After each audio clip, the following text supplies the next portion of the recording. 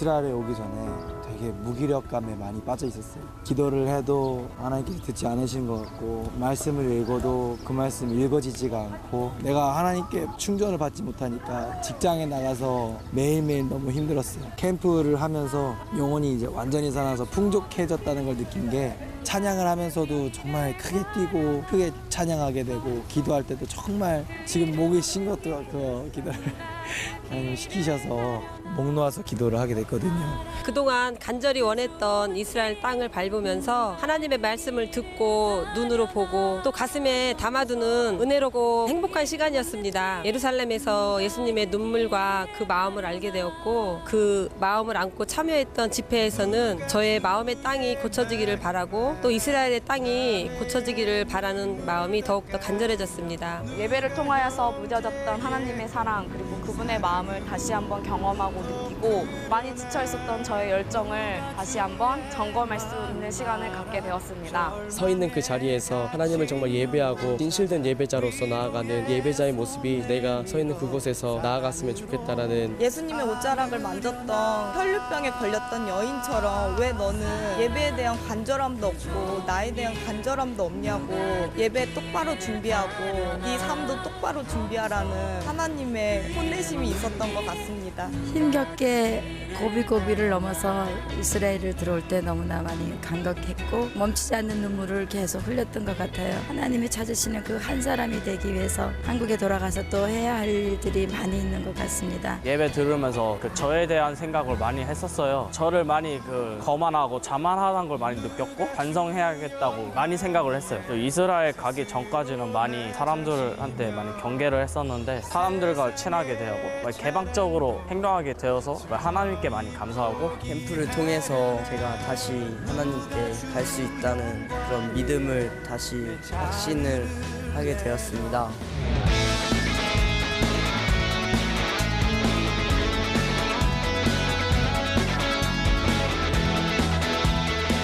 그동안에 너무 간절히 사모하고 원했던 꿈이 이루어지는 날입니다. 잘 다녀오겠습니다. 거기 가서 어떤 역사가 일어날지 모르겠네요.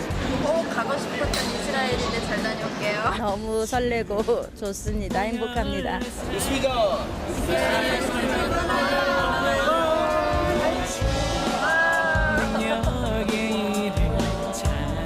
찬양하리 내 영혼 자유를 선포하네.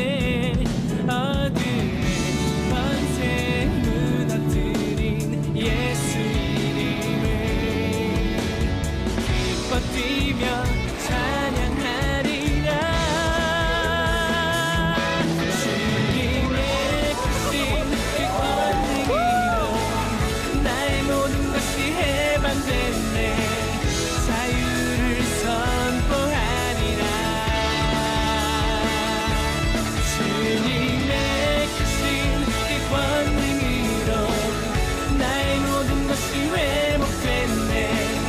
주님만 찬양하리라.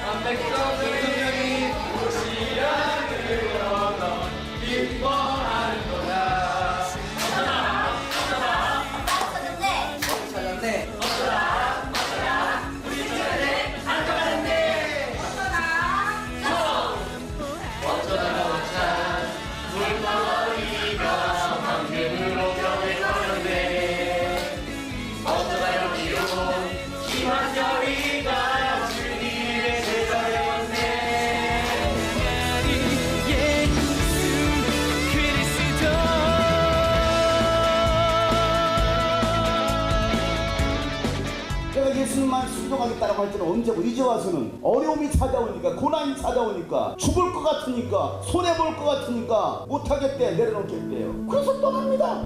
저도 우리 교회들도 많이 떠났다고요. 목사님 저 갑니다. 가지마.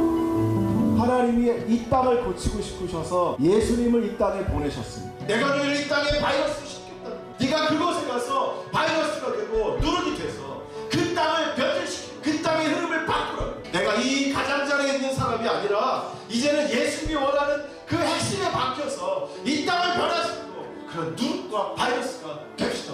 예수님만이 나를 살릴 수 있다는, 예수님만이 나를 변화시킬 수 있다는, 그래서 예수님의 손을 붙잡는 거예요. 내가 달라지면 되는 거예요. 내가 달라지면. 여기 왜 왔습니까? 연애하러 왔어요? 그게 하나님의 계획입니까? 하나님의 꿈입니까? 가이드가 하나님의 계획이에요? 하나님의 꿈이에요? 하나님의 꿈이 없으니까 개처럼 사는 거야? 동물처럼 사는 거야? 짐승처럼 사는 거야? 내 좋을 대로 여러분의 생명이 하나님의 것이라 이 말이에요. 주님의 것이라 이거예요. 오죽해서 바울은 내 몸을 쳐서 복종시키라고 했겠습니까? 왜 말을 안 들으니까? 도무지 안 달라지니까, 변화가 안 일어나니까, 그러니까 내 몸을 쳐서라도 복종시키는 거예요. 하나님 제발 좀 살려주세요. 다시 일어서고 달리다가 죽은 소녀야 일어나라 라고 말씀하시는 것처럼, 그래서 네가 가야 될 그 사명의 길 있잖아. 예루살렘으로 올라가야 되잖아. 너의 발길이 로마로 향해야 되잖아 라고 주님께서 말씀하시는 거예요. 그래서 많은 사람들을 구원할 수 있었던 것처럼 내가 너를 요셉처럼 바울처럼 쓸 거야 라고 오늘 주님께서 말씀하십니다. 지금 이 자리에서 주를 바라보며,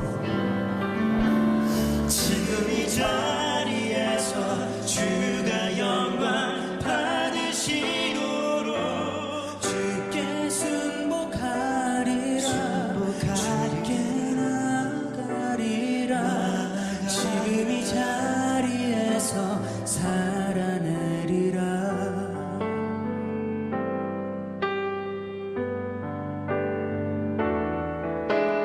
아픔 속에 서 있는 내게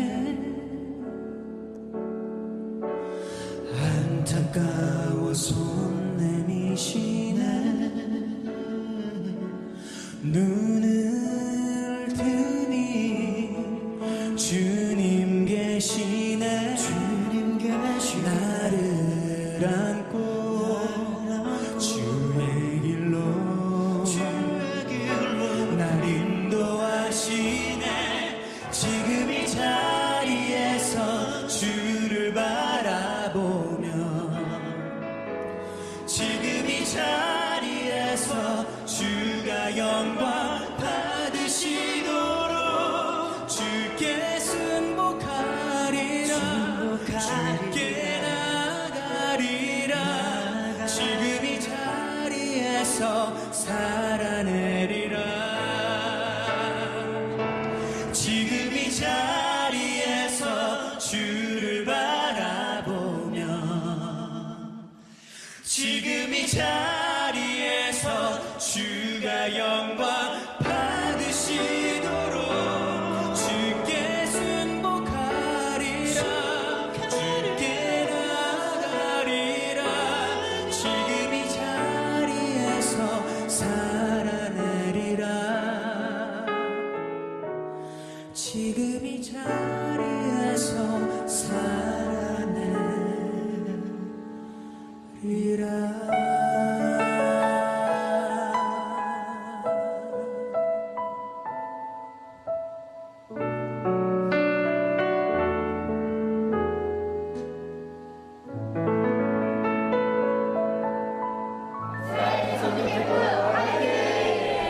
자, 마지막 장면입니다. 계속.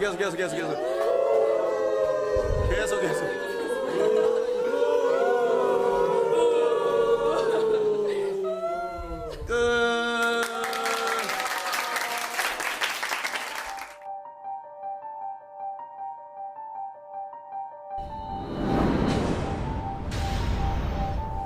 성경이 살아 숨쉬고 있는 땅 이스라엘. 하나님의 마음, 예수님의 숨결을 느낄 수 있는 땅 이스라엘. 유대교, 이슬람교, 기독교 3대 종교가 공존과 상생하고 있는 이스라엘의 삶. 유스비전 선교팀은 아버지여 이 땅을 고치소서란 주제로 베들레헴에서 2박 3일간의 선교 캠프를 마치고 예수님의 발자취를 따라 베들레헴에서 갈릴리까지 5박 6일간의 2000년 시간여행을 떠났습니다.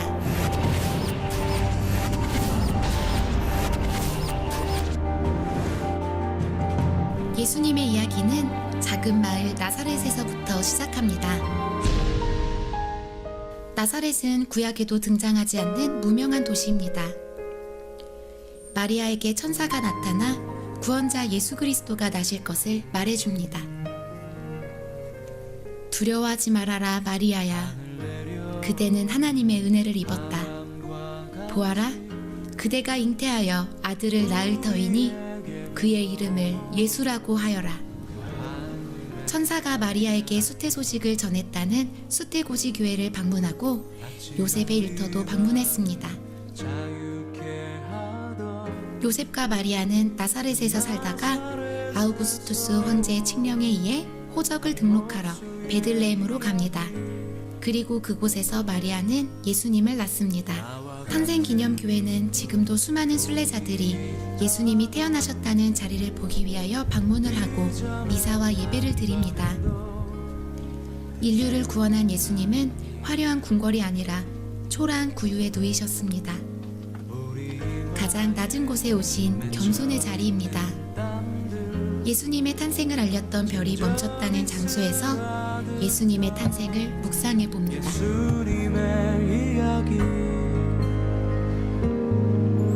그때 목자들이 들에서 양을 지키고 있는데 천사가 나타나 구주가 나셨음을 알립니다. 두려워하지 말아라. 나는 온 백성에게 큰 기쁨이 될 소식을 너희에게 전하여 준다. 오늘 다윗의 동네에서 너희에게 구주가 나셨으니 그는 곧 그리스도 주님이시다. 더없이 높은 곳에서는 하나님께 영광이요 땅에서는 주님께서 좋아하시는 사람들에게 평화로다.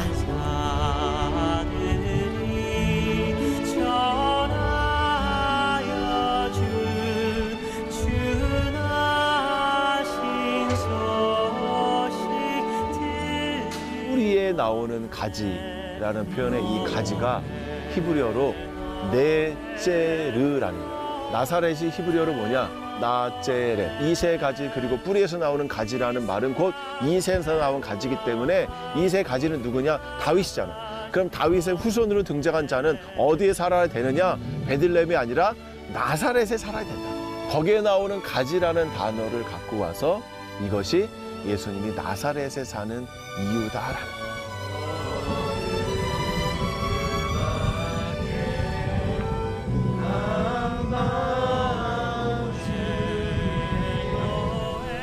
이 지역은 보아스가 룻을 아내로 맞아들인 보아스의 밭이기도 합니다.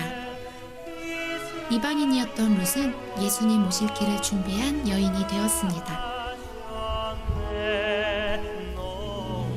예수님은 나이 30살쯤 되었을 때에 요단강에서 요한으로부터 침례를 받습니다. 침례를 받으신 예수님은 성령에 이끌려 마귀에게 시험을 받으러 광야로 가십니다. 이곳은 시험산입니다. 예수님은 이곳에서 40일간 금식하시면서 마귀의 시험을 이기시고 갈릴리로 내려가십니다. 갈릴리로 내려가신 예수님은 제자들을 부르십니다. 많은 무리를 보시고 산에 오르신 예수님은 입을 열어 가르치십니다. 심령이 가난한 자는 복이 있나니 하나님의 나라가 저희들의 것이다. 예수님께서 산에 오르셨을 때 수많은 사람들이 예수님을 따라왔고 그들에게 예수님께서는 하나님 나라 비밀에 대해서 말씀하십니다. 이곳은 예수님께서 팔복을 선포하셨던 바로 그 장소입니다. 예수님께서 바라시는 것은 이 땅에서의 누림이 아니라 바로 하나님 나라를 소망하고 이 땅에서 예수 믿는 사람으로 살아갈 때에 우리를 통해서 이 땅 가운데 하나님의 나라가 세워질 것이며 또 이 땅이 회복될 것입니다. 위로를 받을 것이요. 예수님은 산상수훈을 통해서 하나님 나라에 들어갈 자들의 신앙 기본 원리에 대해서 자세히 말씀해 주십니다. 선교팀은 주기도문 기념교회를 방문했습니다. 주기도문이 번역이 되어 있습니다. 마태복음 6장에는 구제, 기도, 금식 이 세 가지가 등장을 하는데 이 세 가지는 유대교를 떠받드는 세계 기둥과 다름없어요. 예수님이 이 세 가지를 다시 한번 짚으면서 허리에 맨 술을 길게 하고 사람들이 다 있는 시장 어귀에서 손들어서 하나님께 기도하냐? 그건 내가 원하는 기도가 아니야. 하늘에 있는 상을 받으려면 은밀한 곳에 가서 하나님께만 기도해라. 우리 아버지니까 나를 누구보다 더 잘 아시고 내가 뭐가 필요한지 잘 아시니까 중언부언하지 마라. 하늘 아버지께서 아시네. 너희는 먼저 그의 나라와 그의 의를 구하라. 그리하면 이 모든 것을 너에게 더하시라. 주기도문은 날마다 하는 거예요. 날마다. 제자들도 매일같이 기도했음에 틀림이 없어요. 그래서 우리의 기도도 주기도문 순서를 따라서 기도하자 이렇게 하는 거죠. 예수님은 갈릴리 가나 혼인잔치에 초대를 받으십니다. 그리고 그곳에서 물로 포도주 되게 하신 첫 번째 이적을 행하십니다.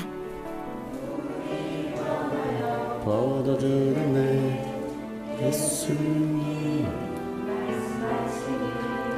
물이 변하여 포도주를 내 가나 혼인잔치에 예수님께 초대받으셔서 가셨지만 가장 중요한 포도주가 떨어졌었죠. 여인아 나와 무슨 상관이 있느냐. 마리아가 하인들에게 예수님께서 뭐라고 말씀하시든지 그대로 하라라고 이 물이 변하여 포도주가 되는 그 기적을 경험한 사람이 누구라고 했죠? 제일 먼저 하인들이 먼저 경험했죠. 연회장이 경험을 합니다. 그리고 나머지 회중들이 경험을 하게 되죠. 새로운 변화의 역사는 바로 예수님을 통해서 이루어진다는 것을 말씀하시는 굉장히 중요한 사건이기도 합니다.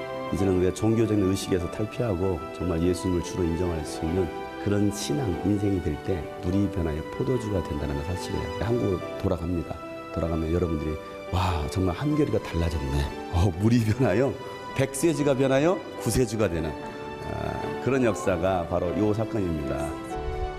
가나에 있던 왕의 신하 한 사람은 아들이 가버나움에서 죽게 되었는데 예수님께 간구하자 예수님은 내 아들이 살 것이다 라고 말씀하십니다. 그 즉시 가버나움에 있던 아들은 살아납니다. 이것이 예수님께서 행하신 두 번째 이적이었습니다. 예수님은 가버나움에서 베드로 장로의 열병도 고쳐주십니다. 예수님은 예수님을 따라온 수많은 사람들에게 어린아이의 물고기 2마리와 보리빵 5개로 남자만 5,000명을 먹이시는 이적을 행하십니다. 내가 가지고 있는 이 도시락만 먹고 끝날 것이냐 아니면 5,000명을 먹이고도 남길 수 있는 그런 사람이 될 것이냐 5,000명을 먹일 수 있는 그리고 12왕들을 남기는 그런 기적의 주인공이 되시기를 축복합니다.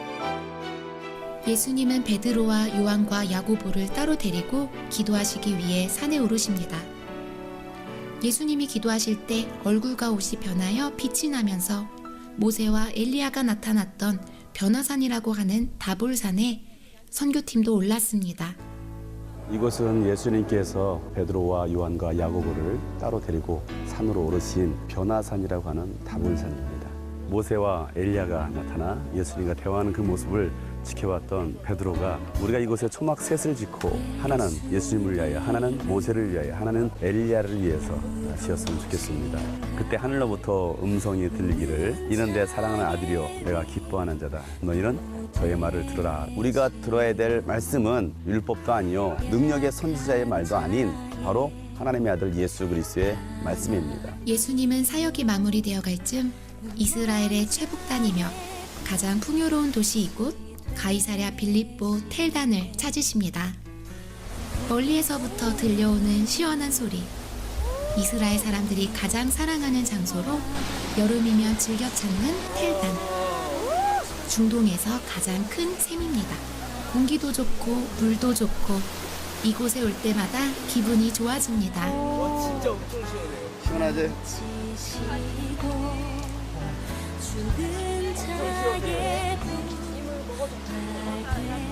먹어도 돼요. 깨끗하지 않아? 정말 시원해. 진짜 깨끗하다. 이슬을 먹어. 야, 실내 맛있어. 와, 여기 진짜 계곡 같아.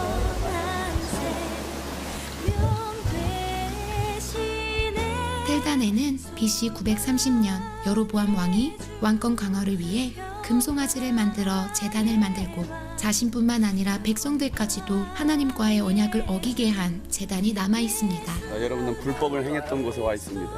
하나님의 제단이 아닌 우상을 숭배했던 그 현장에 와 있습니다. 목사님 지금까지 저희 13명의 외인구단을 이끌고 여기까지 오셨는데 지금까지의 일정 중 기분이 어떠신가요? 제단에 불살 나빠서 그래요. 첫 번째 제단 공주님을 바칠까요? 가산에 살찐 송아지. 송아지가 탈출하려고 하고 있습니다. 탈출 송아지. 아버지 송아지. 팔 부러진 송아지. 안 돼. 팔 안 돼요. 부러진 부정한 것안 되겠어요. 네, 나온. 가장 정교해. 이곳에서 하나님이 아닌 또 다른 우상을 섬기겠던 유사 종교를 만들어낸 현장이기도 합니다. 우리가 오직 하나님 말씀 안에 거하고 하나님께 순종하는 하나님의 백성들이 되어야 되겠죠. 내 안에 있는 그 모든 우상들을 다 내려놓고 또 우리가 쌓았던 그 모든 금송아지들을 다 허물고 오직 하나님께로 나아가야 되겠습니다. 우리가 가야 할 곳 바로 예루살렘입니다. 그 예배가 회복되기를 다시 한번 소망하고 기대합니다. 다시 듣는 것 같아요? 말씀이 살아있는 것 같고 성경 속의 예전의 사건이지만 지금 현실에 우리에게도 적용해야 될 부분들이 생각하고 있었습니다. 좋아요. 남쪽에서부터 북쪽으로 이동하는 동안 점점 좋아지는 것 같아요. 자연도 좋아지고. 남산 안 갔어요. 뒤에서는 못 갔어요. 거기는요. 사양하겠습니다. 여리고에서 죽는 줄 알았어요. 헐몬산에 눈이 녹아 모여서 떨어지는 곳 바니아스 폭포. 이 물은 흘러 갈릴리까지 내려가 큰 호수를 이룹니다. 샬롬. 샬롬.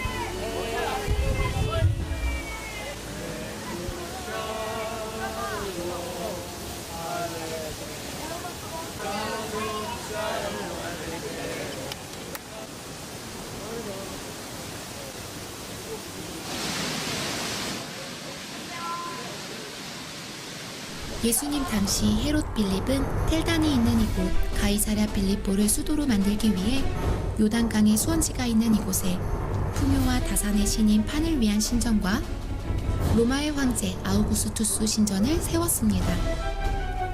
예수님은 제자들을 데리고 이곳을 찾으신 것입니다. 이 신전들이 세워진 이곳에서 가이사랴 황제가 신인되어 있는 것이죠. 가장 풍요로운 도시입니다. 굳이 예수님이 필요하겠느냐? 너희는 나를 누구라고 하느냐라고 물어보는 겁니다.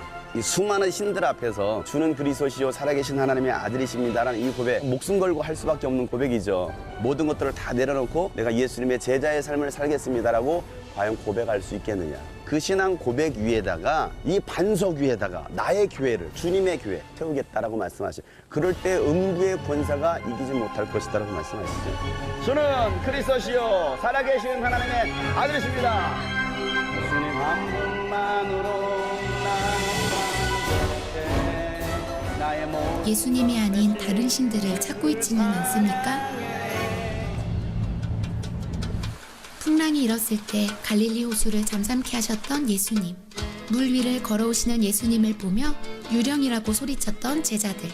예수님 사역의 대부분을 보내신 이곳 갈릴리 호수를 배를 타고 다니시며 잃어버린 영혼을 찾아 구원하십니다.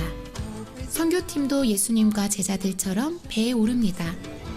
그리고 예수님의 숨결을 느껴봅니다.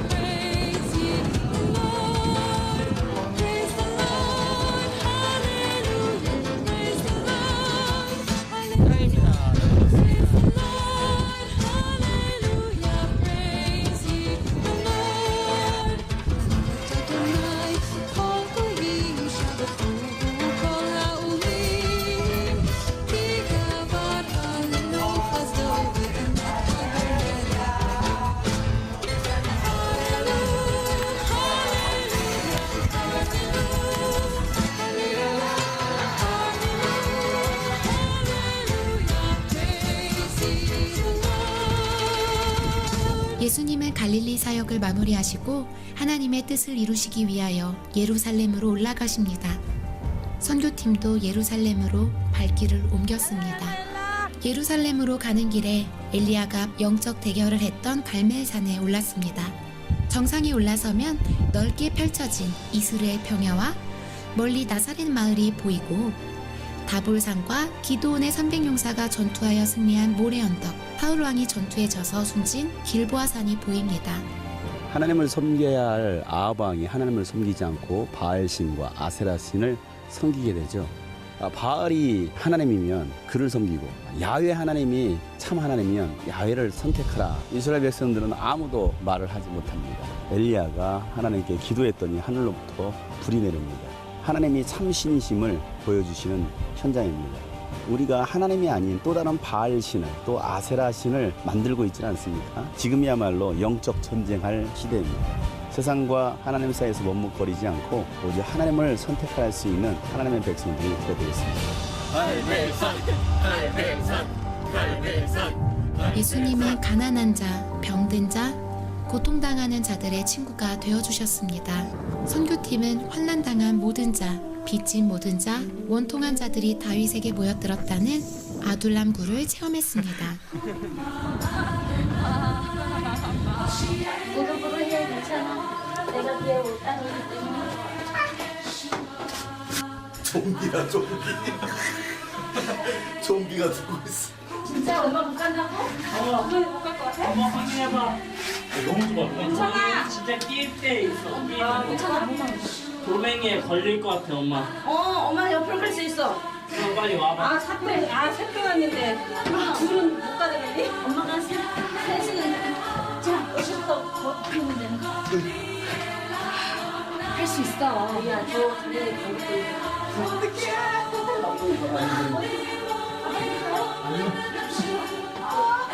지금 기가 막힐 것 같아. 다음 조끼가 들어오겠어. 둘란 사람 만들고 쓰는 거. 오, 둘 날라고.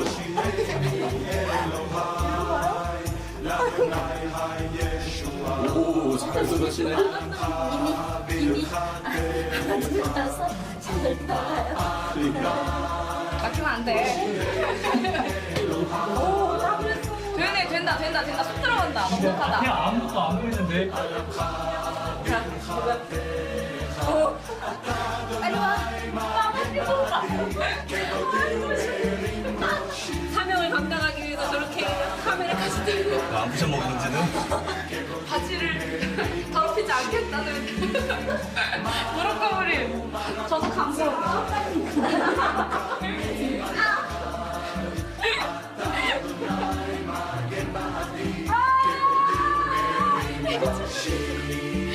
좀비가 엎어져서 수라야지 뭐 어떻게 해.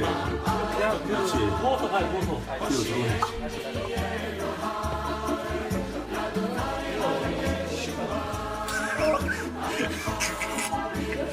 아니 이게 어디까지 좁은 거야?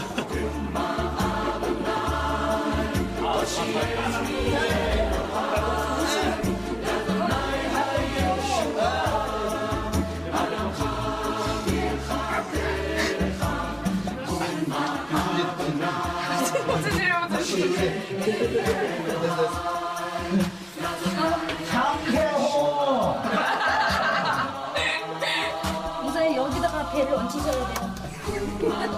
방법이 있는 거. 잡아드릴까요?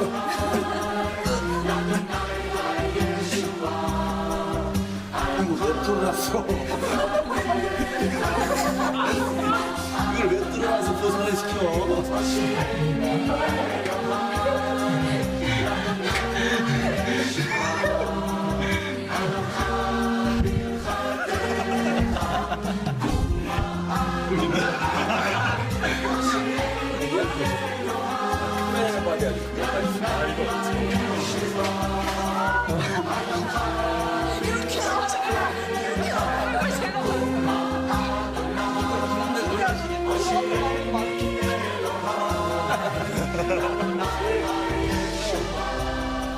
예수님은 십자가를 지시기 위해 마지막 유월절을 지내시려고 예루살렘으로 올라오십니다.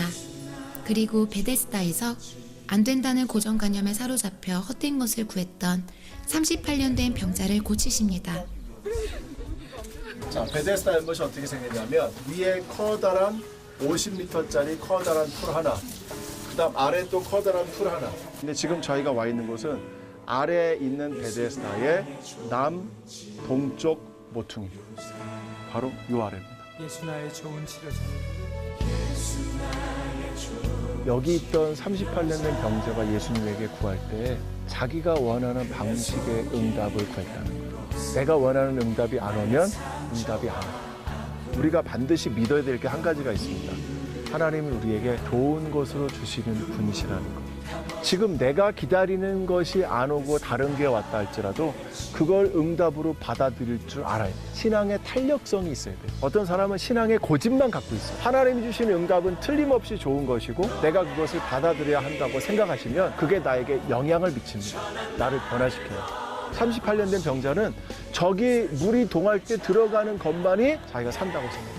그런데 예수님은 다른 더 좋은 방법을 가르치신 거예요. 뭐라고 대답했어야 돼요? 아멘 하면 돼요. 아멘. 아멘 하면 그냥 낫는 거예요. 수많은 변명과 핑계를 대며 주저앉아 있던 병자를 고치신 것처럼 오늘도 예수님은 우리에게 말씀하십니다. 내 자리를 들고 걸어가라.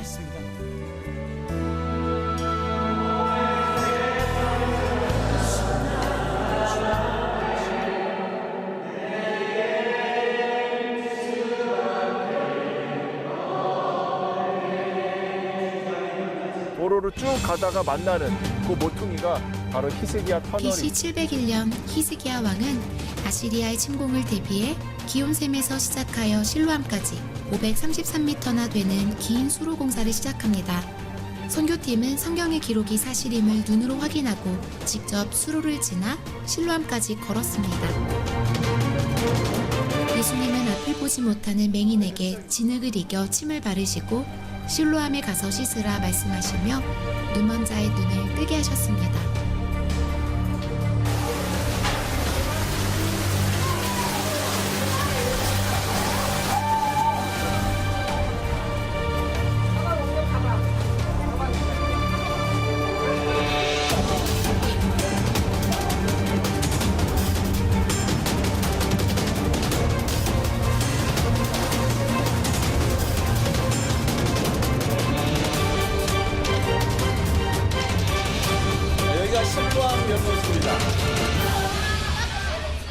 제자들은 여기 와서 예수님에게 예수님 이 성전을 보십시오. 46년간 금으로 지은 그 성전이 너무나 멋지고 아름다워서 예수님에게 자랑하듯이 얘기했어요. 제자들은 예수님의 마음을 몰랐던 거예요. 바로 여기서 우리는 내가 그런 사람이 아닌가 한번 돌아봐야 돼요. 내가 겉으로는 멋지고 겉으로 교회 가서는 멋진 직분이고 내가 교회 다닌 지가 몇 년인데 오래되면 뭐해? 짐승이 여기서 수없이 태워지면 뭐해? 하나님은 기뻐하지 않으시는 거예요. 그 하나님의 슬퍼하심을 예수님이 여기서 자기 눈물로 통곡으로 보여주신 거예요. 이것을 보고 운 사람이 예수님밖에 없어요. 예수님이 저 성전을 보시고 우신 것처럼 나를 보시고 우시면 어쩌지? 아버지 당신이 바라보는 영혼에게 예수님은 율법이 종교가 되어 죄와 짐승의 피로 물든 예루살렘 성을 바라보시며 눈물을 흘리십니다. 예수님은 유월절 전날 제자들과 함께 최후의 만찬을 하시고 겟세마네 동산에 오르셔서 땀방울이 핏방울 되도록 기도하십니다. 인간이 고안해 낸 형벌 중에 가장 무거운 형벌이 십자가 형벌입니다. 여기서 밤이 맞도록 3번을 기도하십니다. 아버지여, 하실 수만 있거든 이 잔을 내게서 옮기시옵소서. 그러나 나의 원대로 마옵시고 아버지의 뜻대로 되기를 원하나이다. 칼과 몽둥이를 든 대제사장들과 백성의 장로들이 보낸 무리가 예수님을 결박하여 대제사장 가야바의 집들로가 신문합니다. 내가 3번 나를 부인하리라. 그 말씀을 하신 바로 그 장소입니다. 예수님을 사랑한다던 제자들은 예수님을 버리고 다 도망을 갔고 베드로는 3번씩 부인하며 저주하고 떠납니다. 채찍질을 당하신 예수님은 죄수들을 가둬두고 고문하던 지하 감옥에 사슬로 묶인 채 갇히셔서 모진 고통을 당하셨습니다. 요 줄로 팔 묶고 이게 사람을 이렇게 묶어놓은 네, 예수님을 이렇게 묶어놨어요. 죄수를 묶는 거에 딱 좋은 모습이에요. 예수님은 십자가를 지시고 고난의 길을 걸으십니다. 가난한 자에게 복음을, 포로된 자에게 자유를, 눈먼 자에게 다시 보게 함을, 눌린 자를 자유케 하시려고 십자가의 길을 걸으셨습니다. 선교팀은 예수님이 지신 십자가를 대신 지며 예수님이 걸어가신 고난의 길을 걸었습니다.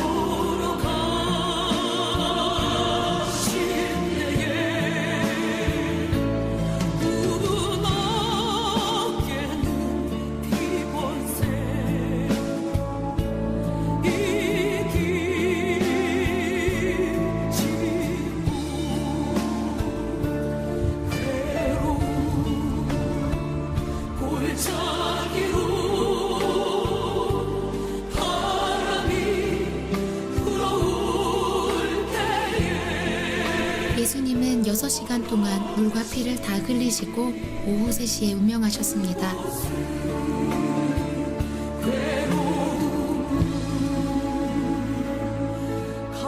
예수님은 말씀하신 대로 3일 후 부활하셨습니다.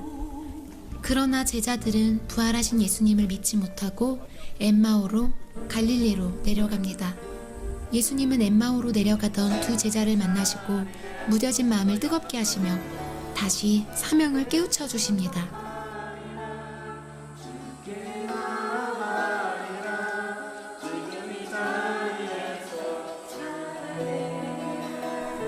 부활하신 예수님은 제자들보다 먼저 갈릴리로 내려가셔서 제자들을 기다리십니다. 사명을 잃은 채 고기 잡으러 간 베드로를 찾아오신 예수님. 내가 나를 사랑하느냐? 주님, 내가 주님을 사랑합니다. 그러면 내 어린 양을 먹여라. 내가 정말 주님을 사랑하고 있을까? 오늘 여러분들이 이곳에서 한번 주님의 그 음성을 들으시고 어떤 상황 속에서도 네가 나를 사랑할 수 있느냐라는 그 질문에 여러분들이 네, 그렇습니다. 정말 내가 주님을 사랑하는 것을 주님이 아십니다라는 할 수 있는 그런 고백들이 있어야 되겠죠. 주님께 붙들린 사람, 성령께 매인 사람은요, 나 스스로 살아갈 수 있는 게 아니죠. 성령께서 이끌어 가시는 사람들. 갈릴리 호숫가 내가 나를 사랑하느냐?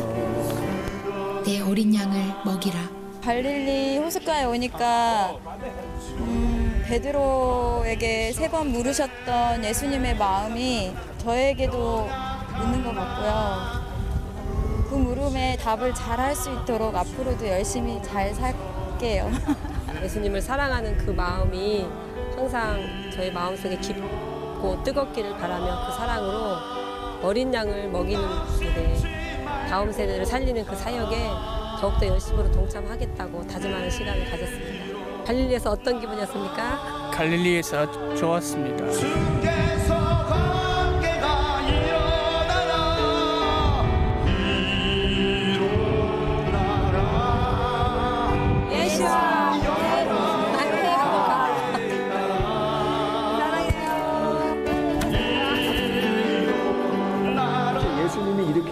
하나님의 나라에 유대인들로 시작된 제사장 운동이 이제는 이방인들에게 증거가 돼서 이방인들을 통해서 하나님의 나라를 일으키시겠다는 그 약속인 거예요.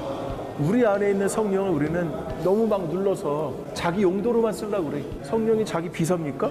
성령을 주신 것은 하나님 나라의 일을 감당하도록 주신 거다. 성령을 받으면 우리는 바로 증인이 되는 거예요. 죽을 때까지라도 포기하지 않고 증거하는 것. 이게 증인이에요. 이게 순교자라는 거예요. 이방 선교의 시작 지점입니다. 예루살렘으로 시작해서 사실 이 가이사랴까지 왔습니다. 예루살렘, 유다, 사마리아와 땅 끝까지 이르러 나의 증인되라고 말씀하셨어요. 우리의 사명이 바로 그겁니다. 예수의 증인되는 겁니다. 우리가 가슴에 품어야 될 것, 예수님의 그 마음입니다. 예루살렘으로 가겠습니다. 또 내가 가야 할 또 다른 로마가 있을 것이죠. 한 사람을 찾고 계십니다. 그 한 사람이 누가 될 것이냐 이거죠. 하나님이 찾으시는 그 한 사람, 세계 열방을 향하여서 복음 전할 그 한 사람을 찾고 계십니다. 그리스도인의 사명, 교회의 사명은 잃어버린 영혼을 찾아 구원하는 것입니다.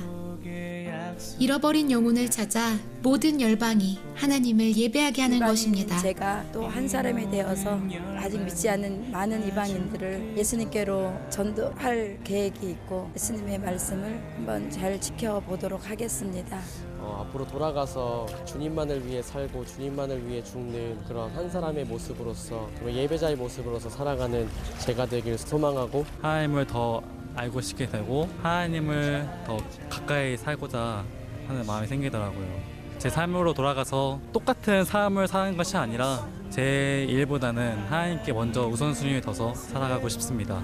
말씀이 임하신 곳에 이스라엘 이 땅에 왔는데 예수님의 그 마음과 하나님의 말씀에 순종해야 된다는 많은 것을 배웠습니다. 이스라엘을 위해서 우리가 기도하고 또 세계의 또 열방을 놓고 기도하면서 어디에 있든지 예수님의 사람으로 남겠습니다.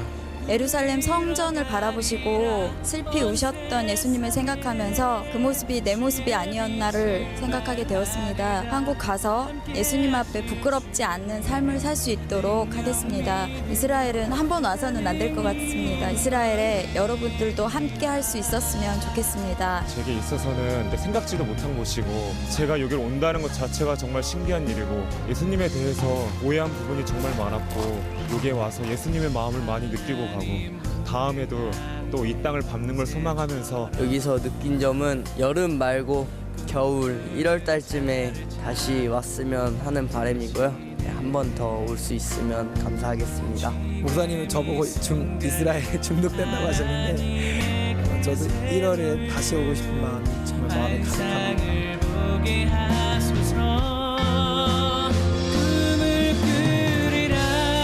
마지막 사명을 위해 예루살렘으로 오르셨던 예수님.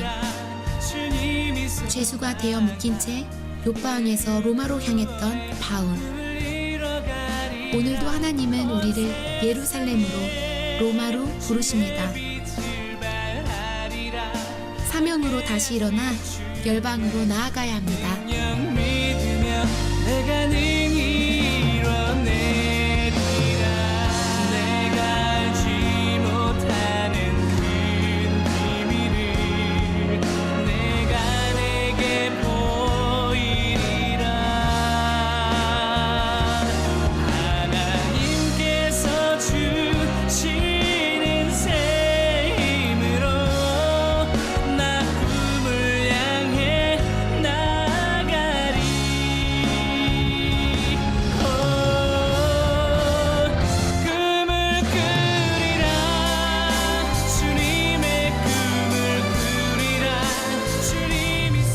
예수님이 사랑하시는 이스라엘. 4,000년 역사를 지켜온 약속의 땅 이스라엘. 복음이 시작되었지만 지금은 복음을 잃어버린 이스라엘. 마지막 복음의 종착지인 이스라엘.